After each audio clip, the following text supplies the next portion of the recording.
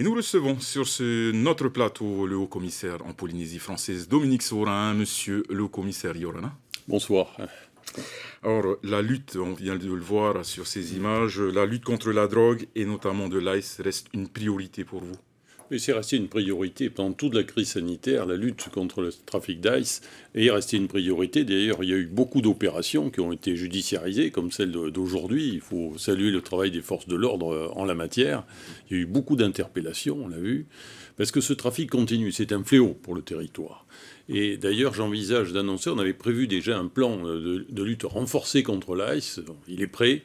Nous devrions l'annoncer maintenant en début d'année. Ça a été reporté du fait de la situation sanitaire, mais ça n'a pas empêché de travailler. Il y a notamment une cellule opérationnelle de coordination du renseignement entre gendarmerie, police, douane et d'autres services qui a été montée, qui fonctionne d'ores et déjà. Et ce travail va continuer. Il faut se protéger, il faut protéger les jeunes notamment. Tout à fait. Y a-t-il des changements dans la gestion de la crise sanitaire par rapport au couvre-feu, par rapport à toutes les restrictions qui ont été mises en place avant la prolongation de ce couvre-feu? Et les mesures qui ont été mises en place depuis la fin du mois d'octobre et qui ont été décidées d'un commun accord entre l'État et le pays, d'ailleurs nous avons fait une allocution commune avec Edouard Fritsch vendredi dernier, ces mesures mises en place demeurent. C'est une nécessité. C'est pas de gaieté de cœur qu'on le fait. Cette période de fin d'année qui est normalement une période festive, en famille, avec les amis, mais c'est nécessaire, parce que nous sommes toujours dans une situation qui demeure préoccupante. Même s'il y a une amélioration, nous avons toujours ce qu'on appelle un taux d'incidence. C'est le nombre de cas pour 100 000 habitants pour une semaine. C'est supérieur à 300 cas. Encore, on est très au-dessus des moyennes nationales. Et il est absolument indispensable de continuer cet effort. Si on veut que cette baisse devienne significative et surtout durable. Et le risque, parce que c'était dans cette période de fin d'année justement, c'est qu'au travers de rassemblements festifs, de rassemblements amicaux, on retombe dans une troisième vague, ce qui serait une troisième vague de l'épidémie. Et ça, on veut impérativement l'éviter. Donc on demande un effort encore, et c'est vrai que ça se traduit encore par des contraintes. On le voit bien sur les rencontres sportives, sur les réunions, les mariages, tous les rassemblements. Tout ça, cela continue. Les familles voulaient se retrouver en ces temps festifs. Il faut qu'on fasse encore des efforts. Par rapport au sport également, la compétition ne reprendra aucunement. Non, dans l'immédiat, les compétitions ne reprendront pas. Et dans l'immédiat, je veux surtout donner un conseil. Alors, je ne veux pas être un donneur de leçons, comme on dit. Mais il faut qu'on fasse attention. Et notamment dans cette période, la tentation, c'est de se retrouver, de se rassembler. Et surtout parce que les gens, on peut le dire, en ont assez, en ont peut-être un peu marre aussi de cette situation qui dure depuis le mois de mars, avec des périodes où il y a eu des contraintes très très fortes. Mais il faut qu'on fasse attention pendant cette période des fêtes de fin d'année pour qu'on ne soit pas trop nombreux dans ces réunions familiales. Et surtout qu'on fasse attention à ceux qui sont fragiles, qu'on fasse attention aux matayapos, qu'on fasse attention aux personnes qui souffrent de différentes maladies et dont la situation pourrait s'aggraver si elles étaient contaminées par le Covid. Donc faisons attention, ça doit être vraiment protégeons ce qu'on aime. Je crois que c'est comme ça qu'il faut le dire.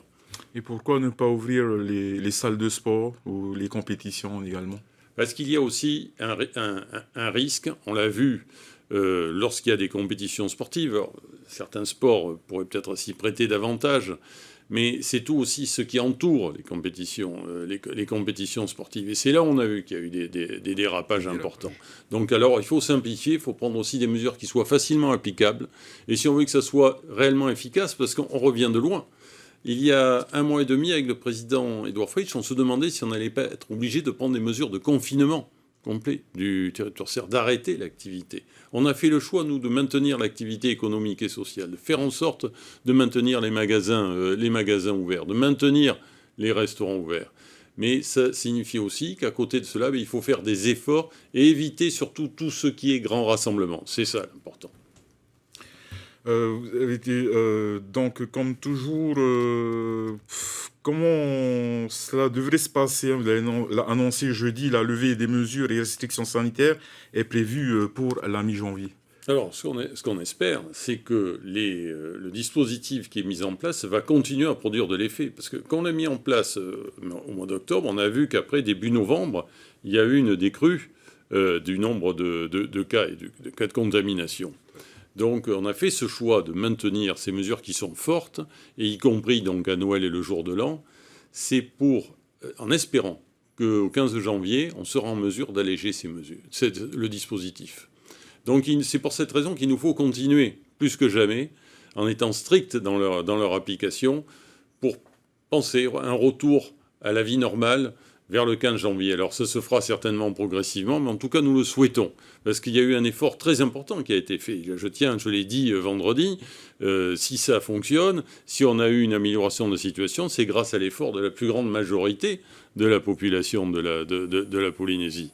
Donc il faut persévérons. Et on n'oublie pas, comme toujours, en fin d'année, les contrôles de la route seront encore renforcés. Oui, parce que là aussi, la sécurité routière, il y a encore trop de morts, trop de blessés, blessés graves, qui affectent durablement la situation de beaucoup de personnes.